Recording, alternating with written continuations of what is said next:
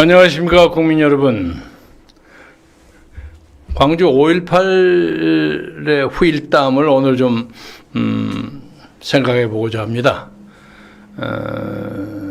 우선 어저께 그저께 이틀 동안 광주 문제에 대해서 제가 여러분들에게 조심스럽게 그리고 정직하게 표현했던 몇 가지 안에 대해서 예상외로 많은 분들이 칭찬을 해주셔서 감사하게 생각합니다. 근데 그 중에는 또 주목할 만한 그 댓글이 있어서 제가 오늘 그 댓글 두 개를 소개하겠습니다. 로긴이라는 분이 하신 건데, 대통령 기념사는 그야말로 평이했습니다. 5.18을 헌법 전문에 넣는다는 말이 나올까봐 몹시 두근거렸는데 참 다행이었습니다. 적어도 광주에서 안 나온 게 다행이다 이거죠. 이는 바로 이건 뭐 제 칭찬 같아서 죄송합니다만 김 총재님의 강력했던 저항과 예비역 단체들의 뜻이 담겨 주춤거렸지 않았나 여겨집니다. 예비역 단체들의 성명서는 제가 엊그제 읽어드렸죠. 총재님 같은 분이 계시지 않았다면 하는 두려움도 있었기에 매우 감사드립니다. 계속 지치지 않는 총재님의 존재를 기대합니다.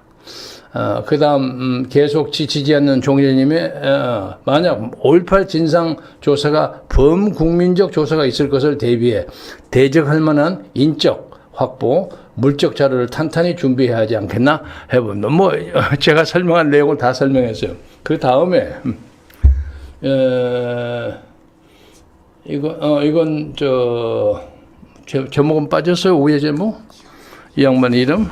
이 양반 이름이 골프사랑이지, 골프사랑. 골프사랑이라는 댓글을 가지고 있는 분이 아주 재미있는 말씀을 했어요. 우리 대통령께서 이재명 주둥이에서 나오는 말에 의미를 부여할 필요가 없습니다. 괜히 김경재 선생이 대통령의 말씀에 딴지를 걸 필요는 없어 보입니다. 괜히 김경재 특유의 현란한 정치적 말장난은 당장 멈추세요. 그래서 제가 말장난을 하면 말을 제법 한다고 인정을 해 주셔서 고맙습니다. 5.18은 좌익들의 전유물이 아니고 우파들의 몸통 국가 이념으로 승화시키면 됩니다. 윤석열 대통령을 중심으로 해서 단결할 때입니다. 두 개 약간 시각이 다른 두 가지의 댓글인데 여기서도 상당히 중요한 시사가 있습니다. 5.18은 좌익들의 전유물이 아니고 우파들의 몸통 국가이념으로 승화시키면 됩니다. 여기서 우리가 반성할 수 있는 것은 지금까지 5.18이 좌익이라기보다는 광주 사람들의 전유물이 되지 않았는가. 이것을 우리가 심각하게 반성해야 한다. 그렇게 생각합니다. 이와 관련해서 제가 최근에는 몇 년 동안 교류가 거의 없었습니다만 차명진 전 의원, 제 존경하는 대학 후배입니다. 차명진 전 의원이 아주 주목할 만한 글을 썼어요. 그런데 제가 이제 차명진 의원하고는 교류를 직접적으로 시도하지 않았던 것은 한때 우리 차명진이가 김문수하고 아주 친했어요. 그 김문수도 제가 잘 아는 사람인데 괜히 김문수하고 동지적 관계에 있는 사람 하고 내가 괜히 그 사람 뺏어오려고 하는 것처럼 그렇게 봐서 좀 교류를 좀 주춤거렸는데 그 후에는 또 차명진이가 김문수가 갈라졌더라고요. 갈라지니까 또 입장이 난처하지. 갈라진 사람 또 만나가지고 김문수 뭐 뒷말한다 이런 얘기 들을까 봐서 조심하다 보니까 몇 년 동안 커뮤니케이션이 없었습니다. 그런데 오늘 인터넷에 나오는 차명진의 글은 대단히 주목할 만합니다. 제가 한번 읽겠습니다. 왜 5.18은 광주이어야만 하고 민주화이어야만 하나. 1980년 5월에 나는 대학생이었다. 전두환 독재가 등장할 거라는 선배들의 말에 분노해서 거의 매일 관악산 골짜기 서울대 아크로폴리스에서 출발해서 서울역까지 행진을 데모를 했다. 18일 당일, 그러니까 5월 18일입니다. 1980년 5월 18일 당일에는 서울역에서 기습 시위를 하다가 10분도 안 돼서 해산당했다. 다음 날에는 서울대 교문 앞에서 교정에 들어가야 되겠다고 개기다가 계엄군 M16 개머리판으로 주워받았다. 그때 그 부대 고참으로 있던 동네 형이 목격해서 간신히 벗어났다. 살아났다. 나는 전두환 정권이 들어서자 공부도 취직도 안 하고 데모만 했다. 독재자가 주는 밥을 먹을 수 없다고 다짐하며 아마 그때 대학을 다니던 사람은 대부분 나와 같은 생각이었을 게다.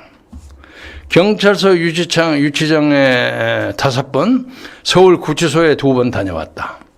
마침내 녹화사업이라는 명분으로 군대에 쫄병으로 끌려갔다. 당시 광주에는 수백 명이 안타깝게 목숨을 잃었다. 광주 사람들이 타 지역보다 더 투쟁정신이 투철했기 때문이었을까?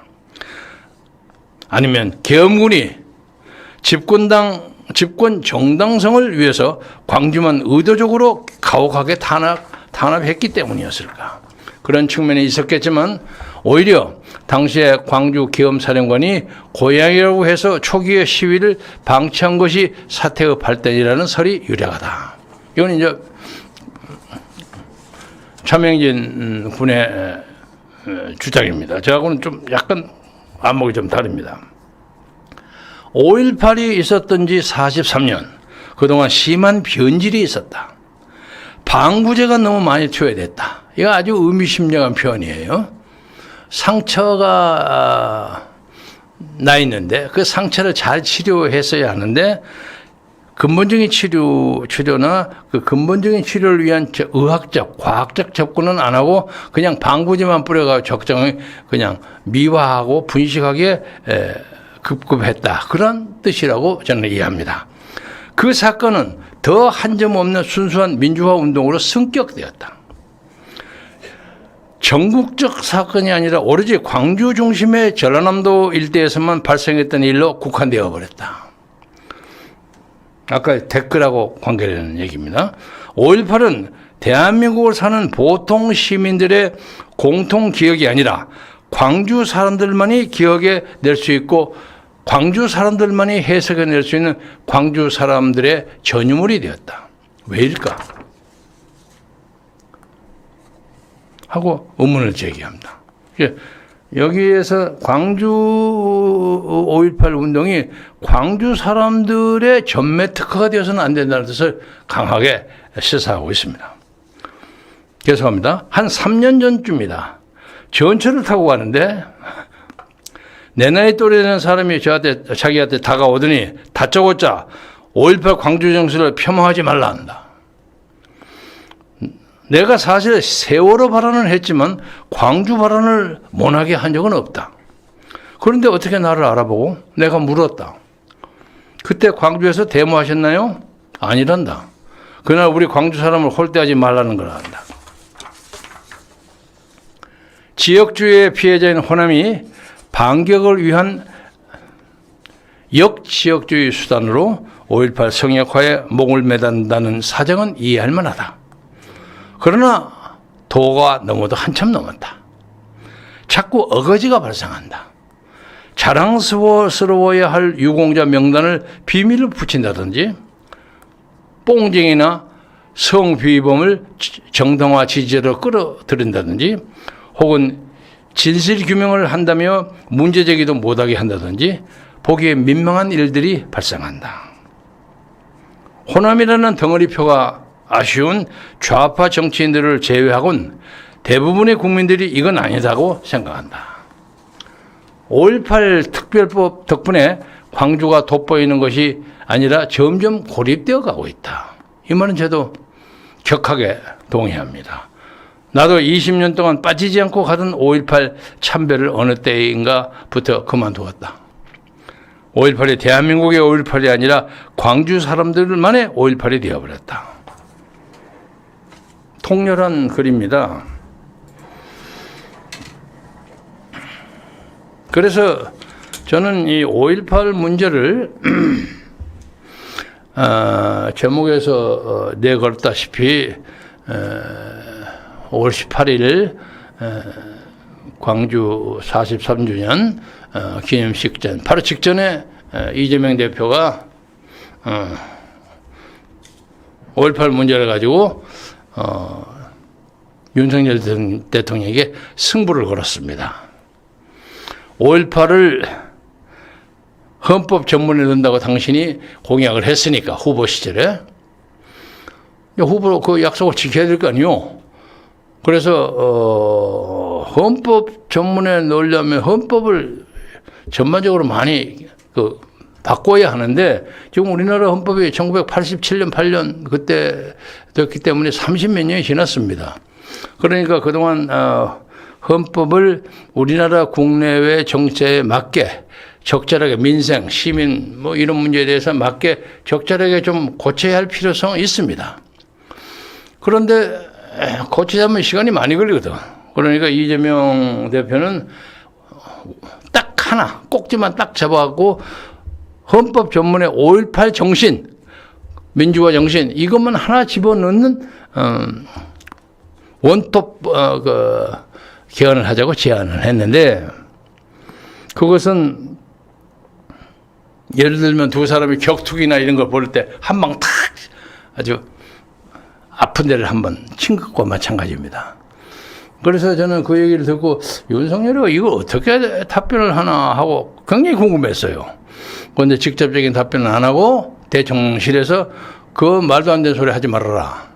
그리고 당신이 지금 사법 리스크에 빠져 있기 때문에 그걸 국민을 회피하기 위해서 이런 거 아니냐. 지금은 그거 할 때가 아니다. 이렇게 답변했어요. 정답인데 그렇게 아주 훌륭한 정답은 아닙니다만은 좀 궁색해 보였어요. 그래서 제가 이 대목에서 윤석열 대통령에게 이재명의 도전을 받아라고 공고합니다. 그러니까 지금 대통령 선거전에서는 뭐 미들급이면 미들급 아니면 라이트 헤비급이면 라이트 헤비급 뭐 이런 거 해가지고 둘이가 아주 막상막하의 대전을 벌였어요. 그렇죠? 뭐 0.97% 정도면 아무것도 아니에요. 그냥 거의 뭐 비슷하다 정도인데 아슬아슬하게 이겼는데 이제 취임 후에 1년이 지나가서 윤석열은 체급이 올라갔습니다. 그리고 이재명도 체급이 떨어지진 않고 거의 그 근처에 아슬아슬하게 붙어 있어요. 같은 미들급이라고 한다면 미들급이 그대 있고 윤석열 하나 올라갔다고 봐요. 체급이 좀 달라졌어. 그런데 이제 체급이 달라져도 싸움하는 것이 있죠. 주짓수 게임은 그래요. 다른 것은 뭐 권투는 박싱은 같아야 되는데 체급을 제한하지 않고 하는 게임이 주짓수 게임이에요. 그래서 그 체급 관계하지 않고 둘이가 제2라운드에 붙으면 저는 윤석열이가 이긴다고 봅니다. 이긴다고 봅니다. 왜? 뭐 윤석열이가 그동안 급이 올라가고 뭐 대통령직을 현직을 유지하고 있고 그런 것이 아니라 명분과 실리 싸움에서 이재명에게 져야 할 이유가 하나도 없어요. 져야 할 이유가 하나도 없어요. 당당하게 덤벼들어야 합니다. 아까 우리 차명진 군에도 얘기가 나왔습니다만은 왜 5.18 광주 민주화 운동을 광주 사람들의 전유물로만 사용합니까? 그게 문제예요. 이 대한민국 전체 사람들이 공유해야 할 문제야. 그리고 조사위원회를 한다는데 왜 광주에서만 합니까? 예? 광주 사람들 광주 조대 전남대 광주 무슨 대학교 있죠. 그래갖고 갖다 붙여서 해요. 그 자기들이 차치고 퍼치고 자기들 집안장시 하는 거야. 그리고 무슨 광주에 5.18에 140개의 단체가 있습니까? 이게 기네스북에 오를 만해요. 그러니까 다른 사람들이 더 백한시하는 거야. 지들끼리 차치고 퍼치고 지들 알아서 먹고. 그리고 그 표가 필요한 좌파 민주당 정권들이 옹호하고 돈 막 퍼줘요. 근데 사람들은 또 그래요. 뭐 그거 우리가 달라고 했냐? 김영삼이 가지 않았냐 이랬단 말이야. 김영삼도 엄밀히 말하면 호남과 연관이 있는 사람입니다. 여러분 아시겠지만 옛날 김영김 씨 후손으로 귀향을 완도 어딘가를 갔습니다. 제가 옛날 리서치한 기억을 살리자면 그러니까 양반 가문에서 별로 할 일이 없어. 그래서 그 연안읍 그 가까운 바다 그러니까 육지에서 별로 떨어지지 않는 가까운 데서 당시에 완도 근처에 멸치 때가 많았습니다. 멸치의 아주 주요한 어장이었어요. 여러분 아시겠지만 요새는 여러 가지 환경 변화로 그 어장이 자꾸 이동합니다. 그러니까 뭐 서해안에서도 방어도 잡히고 그러니까 막 엉망진창이 돼가는데 하여간 당시엔 완도가 조선에서 유명한 멸치 어장이었어요. 그래서 멸치 잡는 일로 상당한 부를 쌓았고 재정이 안정됐다고 합니다.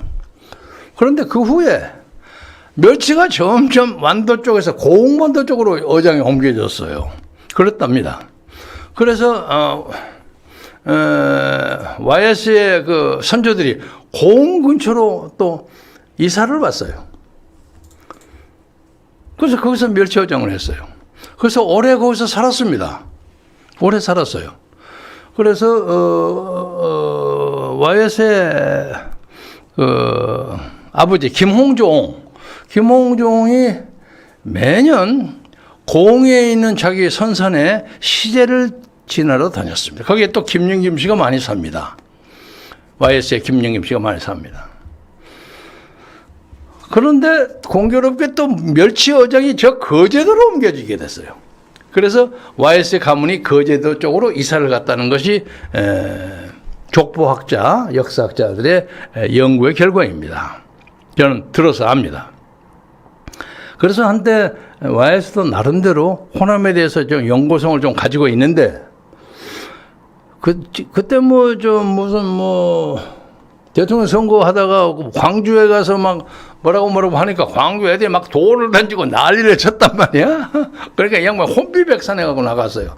나가가지고 마산인가를 가서 마산에 가서 호남 사람을 부끄럽게 만들어주겠다. 이렇게 발언해서 화탁제가 되긴 났겠죠. 그러니까 이제 광주를 중심으로 하는 호남 사람 저 자식 저거 봐라 저거 곤조를 부린다. 또 이렇게 해서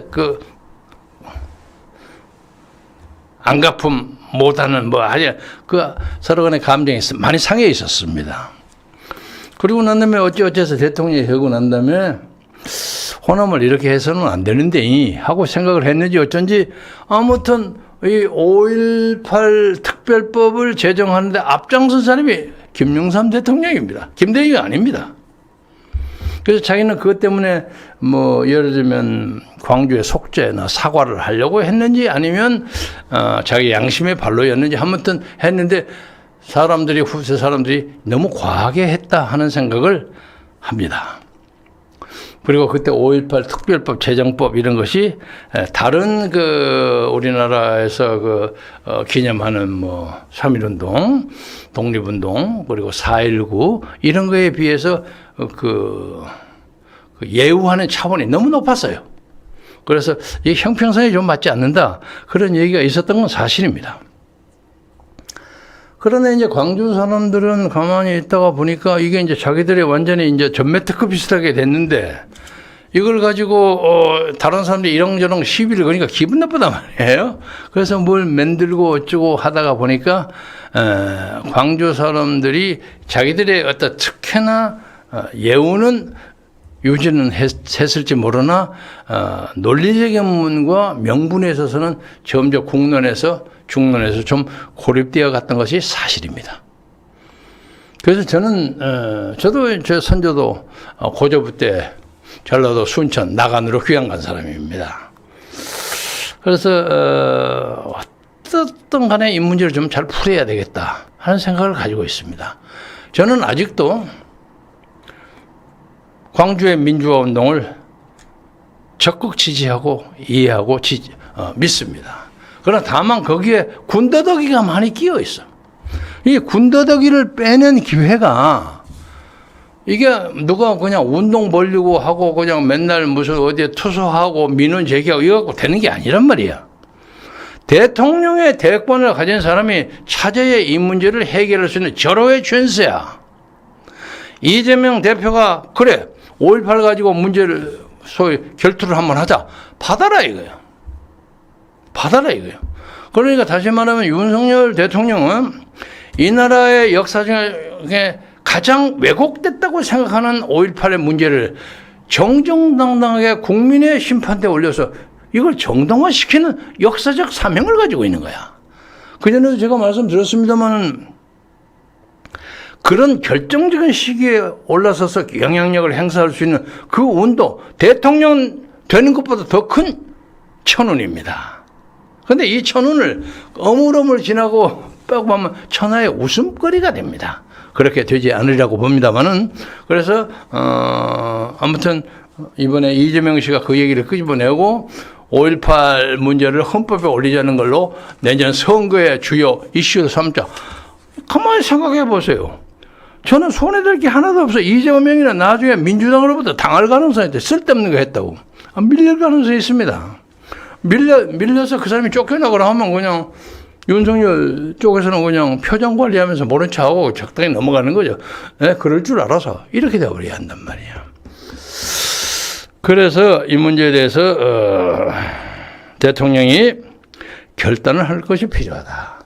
그리고 어젠가 제가 그 꼬마 상주 얘기를 끄집어냈는데 그 꼬마 상주 좀 내보세요. 얘입니다. 이름이 조천호예요. 조천호인데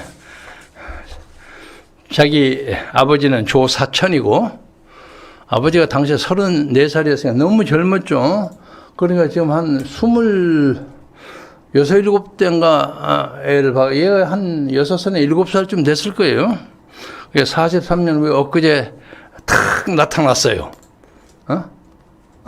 이 문제의사네. 여러분 보이시죠? 오른쪽에 보이는 사진이 오늘 왼쪽에 보이는 사람이 오늘의 조사천임, 조천호입니다. 근데 건강하고 얼굴 닮았잖아요. 장가도 가고 아이들도 있고 건강한 가정을 이루고 있어서 아주 자랑스럽게 보입니다. 그래서 저는 이 이름이 조천호와 조사천, 그 이름을 한번 보세요. 이 재밌어요.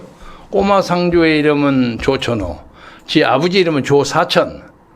이것을 보면 조사천호가 되죠. 조사천호를 보니까 제가 번뜩 머리에 오는 것이 이 문제를 잘 조사하면 하늘이 도울 거 호응할 것이다. 그런 뜻이 돼요. 그래서 이 문제, 광주 문제를 확실하게 해결하는 게 중요하다. 그런데 이 사진을 어디서 찾았냐? 그 유명한 그 사진 작가 두 사람이 있어요. 이 사람은 패트릭 쇼벨이라는 프랑스 사진 기자고 또 한 분은 프랑스와 로숑이라는 독일 사진 기자예요. 그런데 이 두 사람 중에서 이 조찬호 사진이 잡혔어요. 그런데 엊그제 제가 인용하는 것은 KBS 다큐멘터리 그 프로그램을 봤는데 KBS 기자가 이 두 사람의 그 사진 저장고 현지에 가서 찍었는데 엄청나더라고요. 엄청나. 그러니까 우리는 로숑과 쇼벨의 그 사진 그 작품, 이것이 하나의 역사입니다. 그래서 세상의 위대한 사진 작가의 모습, 이 두 사람이 꼬마 보고 아주 눈물을 글썽거리더라고요. 이렇게 아름다운 미담이 광주 5.18 사건 때 있었습니다. 그래서 오늘 로숑과 쇼벨의 그 위대한 프로 정신, 그리고 그때 총알이 왔다 가도 둘이가 나란히 가면서도 혹시 누가 쌀까 봐 눈치 살살 보면서 광주 현장에서 카메라 들고 다니는 그 직업 정신에 대해서 참 박수를 보내고 싶습니다. 그런데 그러면 이것을 어떻게 해결해야 할 것인가? 또 단체를 만들어가고 난리 법석하고 하는 것도 중요한, 대통령, 직할 무슨 조사위원회 같은 걸 만들 수도 있죠. 만들 수도 있는데, 또 그 예산도 복잡하게 들어가고, 또 인선의 문제도 있고, 여러 가지 복잡하게 문제가 있는데, 제가 갑자기 생각나는 것이 국민통합위원회가 생각이 났어요. 국민통합을 누가 합니까, 요새? 김한길 전 의원이 하죠. 2022년 현재로 국민통합위원회가 대통령직 인수위원회, 옛날 저도 그런데 한번 가담해 본 적이 있습니다만 들어가지고 그 인원이 잘 배치돼 있어요. 잘 배치돼 있고 또 거기에는 호남 사람들도 많이 넣었더라고요. 잠깐만 내려봐요.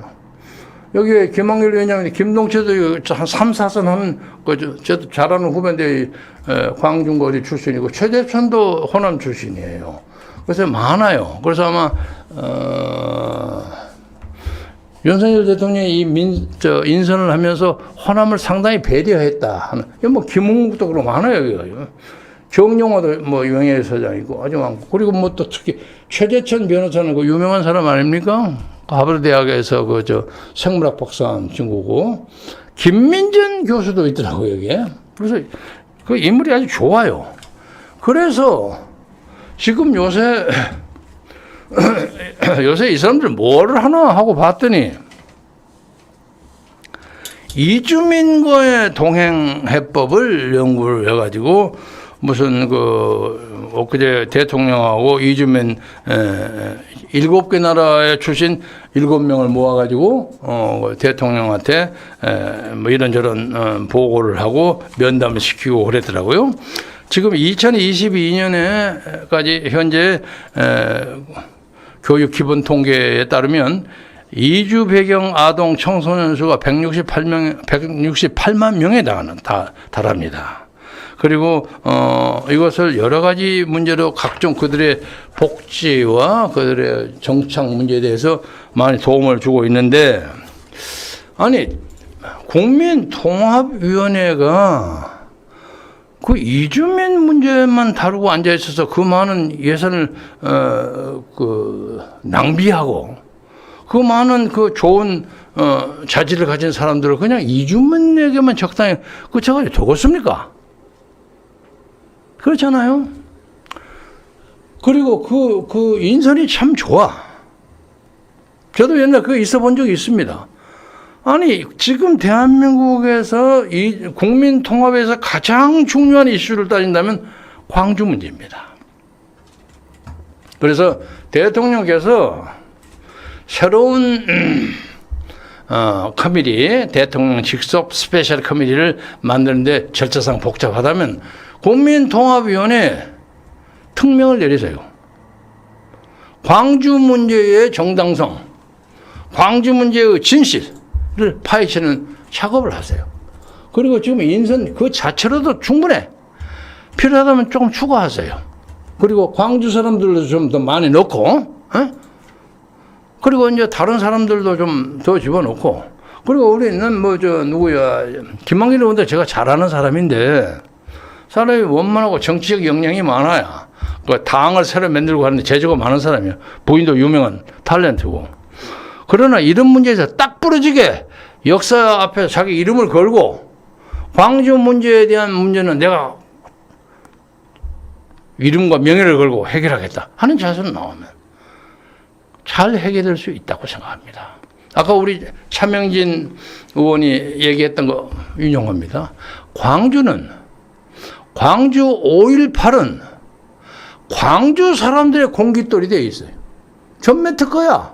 자기들이 가고 나면 아마 시비 걸지 마, 이 자식아, 이런 거야.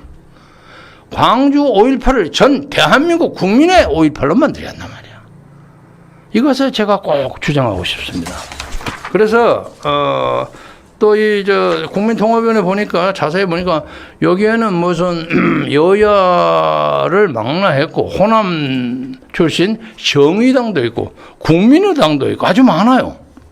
아주 많아요. 민간위원 24명, 정무위원 1명, 총 35명이 기라성 같은 사람이 있어요. 여러분 찾아보세요. 쭉 보이잖아요. 그래서 우선 국민통합위원회 이 문제를 책임지고 해결할 수 있는 그런 시스템 특명을 내리시면 쉽게 해결됩니다. 예산을 낭비하지 않고 광주 사람도 명예롭게 만들고, 그리고 요새 엊그제 중앙일보의 보도에 의하면 4천 몇백 명이 3,400명으로 줄어졌다는 그 유공자 명단이 그 믿을 만한 명단은 아닙니다만은 하여간 왔다 갔다 해요. 세상에 여러분 보세요. 몇 번 제가 말씀드렸습니다만 전 세계 그 유명한 소위 혁명 중에 그 혁명의 그 유공자를 이름을 밝히지 않은 것이 대한민국의 광주 8.15밖에 없어요. 이게 세상의 웃음거리입니다. 그렇잖아요? 웃음거리요. 그래서 제가 그 동안에 꾸준히 광주 5.18 역사 바로 세우기 운동이라는 제목 아래 그동안 어물어물 하다가 그냥 요공조한테 들어가서 어떻게 돼 있는 사람, 빠지고 싶은 사람 익명으로 빠지게 하잔 말이야. 그 사람들에게 망신을 주거나 그러지 말고, 그리고 또 흔히 이쪽에 이제 순수 보수파에서는 그놈아들 매겼던 거 다 끌어내자. 그거 복잡합니다. 지금까지 했던 것은 그냥 문제 삼지 아니하고 국민 화합의 차원에서, 진정한 국민 통합의 차원에서 광주 문제를 새로운 차원에서 해결하려고 하는 차원에 나도 일조를 한다는 의미에서 그동안 좀 이름이 좀 걸작지근했던 사람들, 이런 사람들 스스로 물러나면 이게 굉장히 아름다운 미담이 되지 않을까, 저는 그렇게 생각합니다. 그리고 이것을 주도하기 위해서 우선 윤석열 대통령의 결단, 이런 것을 격려하는 뜻에서 우선 그 광주 5.18 민주화 운동에 대해서 설명하기 어려운 이유로 이름을 올렸던 정치인들 쫙 빠지세요, 지금부터. 예? 여러분들 이게 빨리빨리 빠지지 않으면 국민적 비난에 직면할 것입니다. 빠지세요, 빨리빨리. 대충 우리 다 아사는 다 알고 있어. 빠지세요. 그러면 그 빠진다는 것이 뉴스가 되면 많은 사람들이 빠질 거예요. 많은 사람들이. 그리고 대통령은 국민통합위원회에다가 이 프로젝트를 맡기고 이것에 대해서 이 실무를 순식간에 오늘이라도 광주시청에서 보훈처로 가져오세요. 이게 말이 안 돼. 이거 웃기는 거야, 웃기는 거야. 요새 보훈처가 보훈부가 된다고 하니까 더더구나 보훈부도 인력을 보강하고 광주 사람들 많이 넣으세요. 지역 균형을 맞춰가지고 넣으세요. 그렇게 해서 지금 오늘 현재로 봐서요, 우리나라가 이 광주 하나값 때문에 쫙 갈라져 있습니다. 이 과장 아닙니다. 쫙 갈라져 있어요. 이것을 통합시키는 역사적 사명이 윤석열에게 있습니다. 윤석열 대통령이 이것을 마무리하지 못하면 좌파로부터는 조롱의 대상이 될 것이고, 자유주의, 윤석열이가 그렇게 막 내 입만 붙이면 얘기하는 자유주의 우파로부터는 경멸의 대상이 될 겁니다. 그러나 그것을 해결할 수 있는 결단과 용기와 기회는 윤석열에게 있어요. 그래서 지금 내 방송을 당장 못 들을 겁니다. 지금 G2, G7에 가서. 그러나 용산의 대통령의 사람들은 제 동영상을 좀 보냈어요. 저도 그 개인적으로 그 양반 전화번호가 있어서 틈틈이 보내고 하긴 했습니다만, 제가 보내는 것보다는 밑에 있는 정무수석이나 사회수석 이런 사람이 보냈어요. 그리고 이것이 대통령 윤석열의 정치적 위기일 수 있습니다. 그리고 이것을 확실하게 안 하면 우선 내년 선거에 아무리 주판을 튕겨봤자 어물어물 지나가면 백해무익입니다. 그래서 뭐 선거를 당장 끄집어내는 것이 아니라 이 나라의 진정한 역사 형성을 위해서, 역사 세우기 위해서 윤석열 대통령의 놀라울 만한 결단, 그리고 그런 결단을 하도록 주변의 참모들이 열심히 도와주기를 바라고. 또 국민통합위원회가 뭡니까? 그런 정치적인 것을 하는 게, 김한길은 뭐 하는 거예요? 에? 그 앉아서 그냥 월급이나 받아먹고 폼만 잡으면 그게 국민통합위원장이야? 내가 이것을 직접 맡아서 하겠습니다 하고 자청하는 자세를 가져야지. 그래, 그 어물어물 앉아가지고 무슨 나중에 천하의 웃음거리가 될 짓거리를 자초하지 말라. 이 말씀을 드리면서 오늘 방송을 마무리하겠습니다. 강호 여러분의 기탄 없는 비판 혹은 지원을 부탁드리겠습니다. 감사합니다.